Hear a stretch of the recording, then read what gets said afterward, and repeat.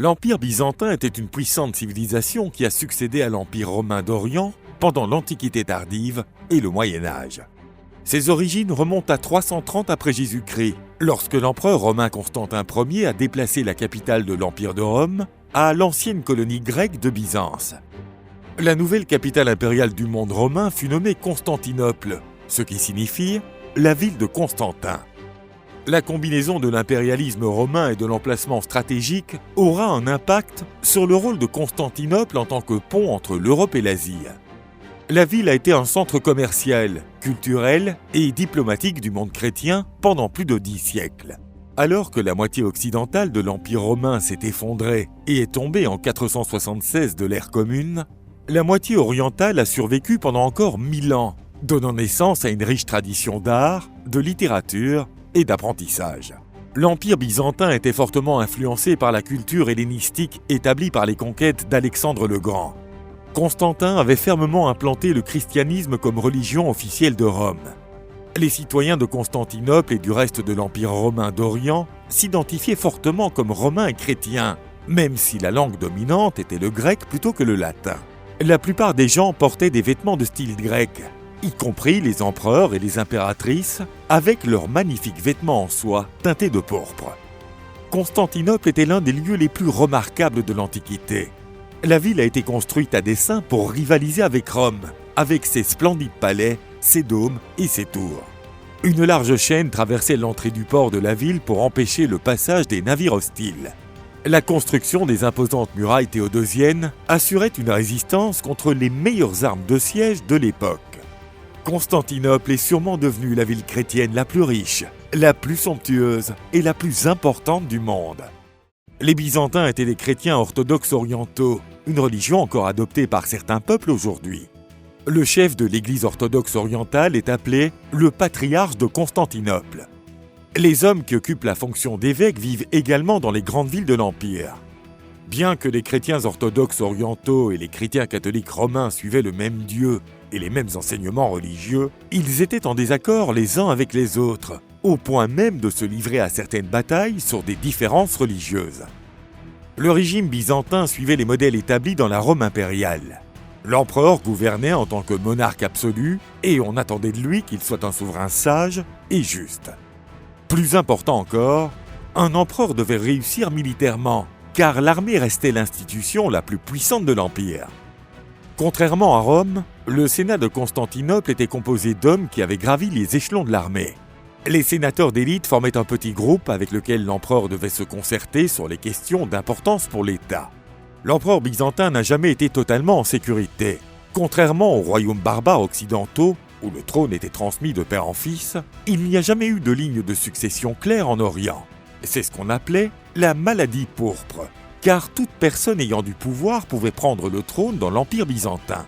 Des complots visant à renverser l'empereur et de nombreuses intrigues politiques avaient toujours lieu à Constantinople, même parmi les membres de la famille et les proches. Sous le règne de l'empereur Justinien Ier, qui a régné jusqu'en 565 après Jésus-Christ, l'Empire byzantin s'est étendu à sa plus grande zone géographique.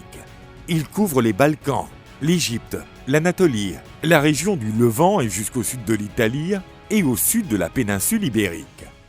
Plusieurs des grands monuments architecturaux des Byzantins, comme la révolutionnaire basilique Sainte-Sophie à Constantinople, ont également été construits sous le règne de Justinien.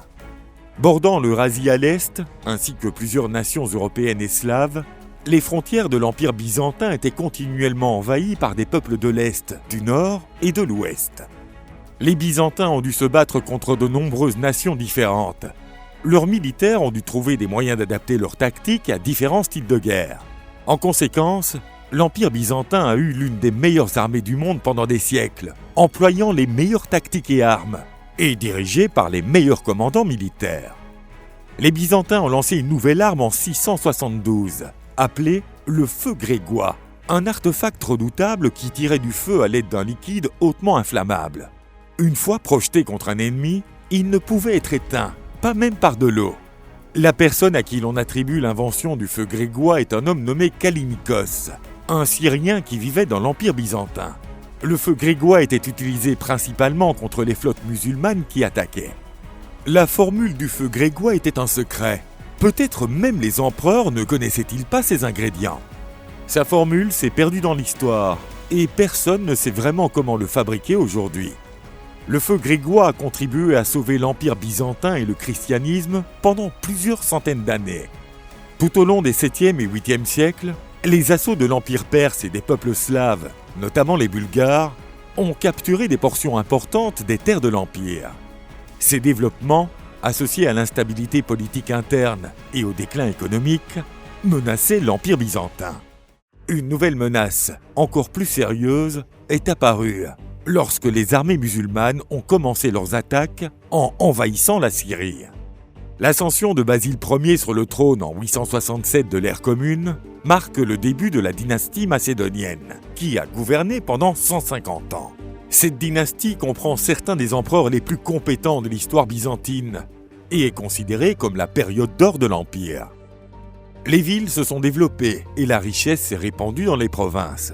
La population a gonflé et la production de nourriture et de produits a également augmenté, suscitant de nouvelles demandes et continuant à stimuler le commerce. Sur le plan culturel, l'éducation et l'apprentissage se sont considérablement développés. L'art byzantin s'épanouit et de majestueuses mosaïques ornent l'intérieur de nombreuses églises. L'Empire passe de la défense contre les ennemis extérieurs à la reconquête des territoires. Il y a eu un effort délibéré pour rétablir l'éclat de la période précédant les invasions slaves et arabes. Basile II, connu sous le nom de tueur de Bulgares pour ses victoires dans les Balkans, était soutenu par une armée de farouches guerriers descendants des Vikings de Kiev. Il a remporté des victoires en Grèce, en Arménie, en Géorgie et en Syrie, doublant ainsi la taille de l'Empire. Les guerriers nordiques étaient fournis par Vladimir Ier, le grand prince de la Russie kievienne, et constituaient les premiers membres de la garde varangienne. Au cours des siècles suivants, ils seront chargés de la garde personnelle des empereurs byzantins.